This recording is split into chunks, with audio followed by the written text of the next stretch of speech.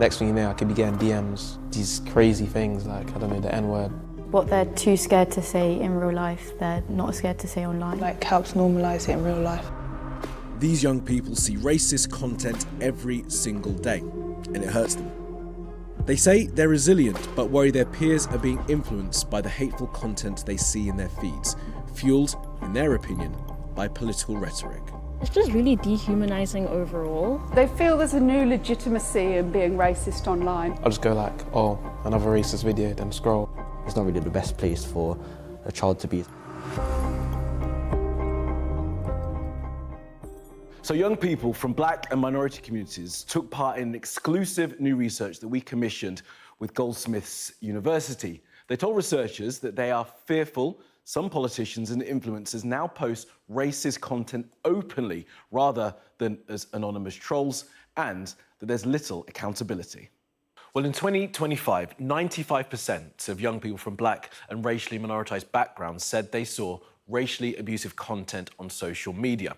Now, young people say that they see this sort of stuff every single day before breakfast, and in fact, they don't know anyone who doesn't see it. So our research builds on a bigger study by Goldsmiths, which was funded by Meta, the owner of Instagram, Facebook, and WhatsApp.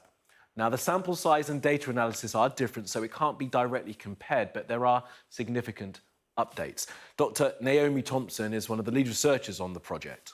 Young people have said to us, both in the first phase of our research and in our more recent phase, that they get pretty overwhelmed by the racist content that appears in their feed, and that can be videos of police brutality, videos and images of public violence against black or other racially minoritized groups, videos and images that depict people from their racial groups as criminals. So we got a group of young people together here in the Odd Library in West Norwood to get their thoughts and feelings of living online. I'm going to start off with you, Joshua, and get your sense of how important is social media to you, do you think? To you and to your generation? To my generation, I think it's pretty important. It's kind of pre-integrated into our lives. Like, a lot of people, when they wake up, the first thing they do is maybe scroll on TikTok or check their Snapchat or Instagram or something like that. So I'd say it's pretty important, yeah. Does anyone agree? Yeah. Does everyone check it first thing in the morning? Yeah, I try not to. Yeah. But it is also a form of income for some people, so it is their life. Like, they'll do social media all day in terms of scrolling, making them, putting content out there. Do you see racism when you turn the phone on? If I kept scrolling, I'd definitely go through comment sections and see. You could find it? Yeah. Or you could even find it in small, harmless comments. But realistically, they do have implications behind them. Anyone else? Tony? Yeah, I agree pretty much. It's very common on social media, as it's been normalised as a joke between people too also, so yeah. People find it funny. Is that where we've got to now? That? Yeah, some people use it as banter. When we started, the internet seemed like this fun, exciting world, and then suddenly it's descended in some parts of it to a really dark, scary place that we don't want to be. I've deleted most of my social media, and it's for the purpose of, it's just, ultimately it's not good for you. I think since I've deleted it, I feel like I've become a happier person. What about you, Maya? When you use your socials, do you see racism? Yeah, I see a lot of racism on Instagram. I think it also helps normalise it in real life as well. There's often that excuse made, isn't there, that people kind of hide behind the keyboard. You kind of get desensitized to it a little bit. So if I see something on my feed and it could be maybe taking the mick out of a certain community of people, I'll just go like, oh, another racist video, then scroll. I don't really let it affect me too much. Now, of course, that kind of resilience just shouldn't be necessary, but the research shows racism on social media affects young people out in the real world too. In 2025, 58% said they felt less safe offline due to what they saw online. Now, young people are dealing with AI-generated deepfakes, some of which show people of colour committing crimes. One participant in our study says it's propaganda that's spread out to create more negative stereotypes. The rise of AI deepfake is contributing to the perpetuation of racism online. In the shift towards kind of AI moderation and the changes that have happened there, they feel that reporting's become even more futile. So they either don't get any response at all, or their own content challenging racism is flagged up as the problem. Students at Goldsmiths University told us how hyperreal AI-generated content, like this one which has been verified by Sky News, affects them. There was like an AI video that was created of black teens gathering in Asda, and it was created from AI.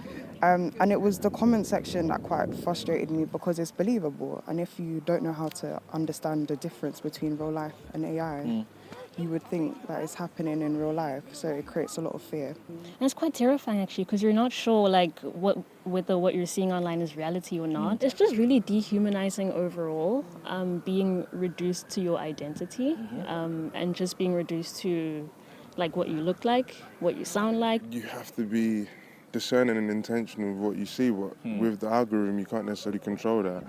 And not to say I'm accepting of racism or operating on that frequency, but it's just the way it is. Dehumanising is, of course, a very hard word for people to hear. That AI explosion is one of two major changes young people have perceived. The other is around political rhetoric.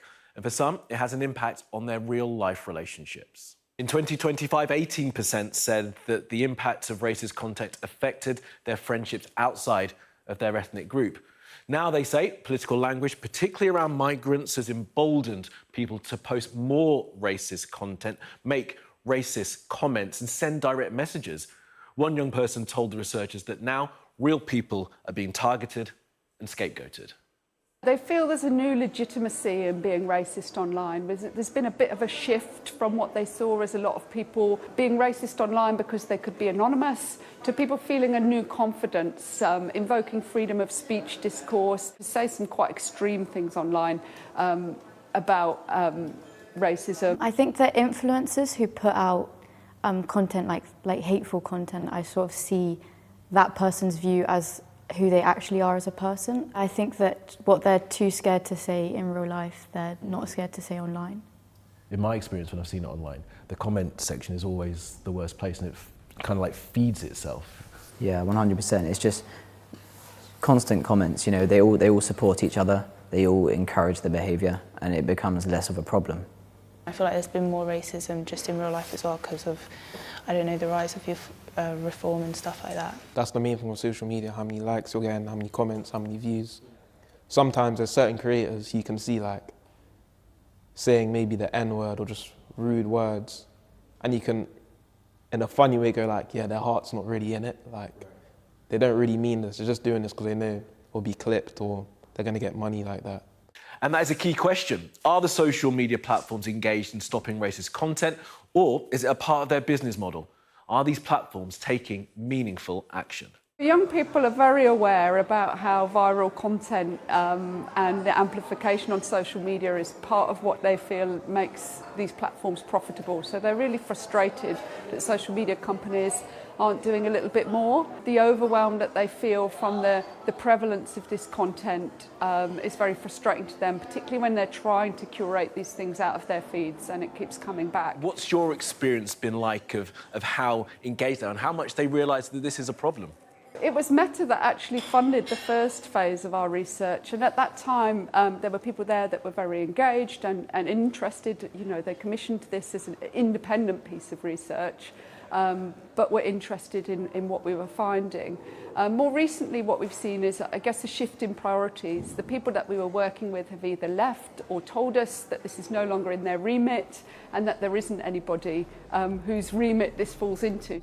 Young people told us that a perceived lack of action from the apps only reinforces the harm this content is causing them. And despite the government promising a ban on social media for under 16s, for our young people, the damage is done.